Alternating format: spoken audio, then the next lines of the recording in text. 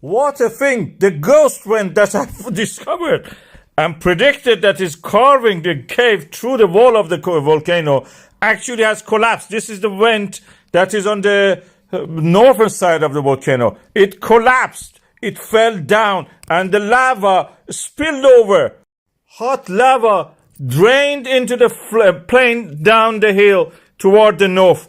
And this is what you see now. It's burning and practically in an instant is actually evaporating the grass and the moss, whatever is there, into the combustible material. This is the pop, big pop of the moss. Anybody liked about the moss? There was a lot of jokes about the moss.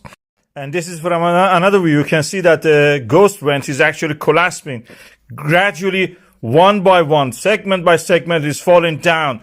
The ghost vent actually is erupting through it. I told that this is carving something inside the wall of the volcano. It was two fault lines there that I predicted exist there.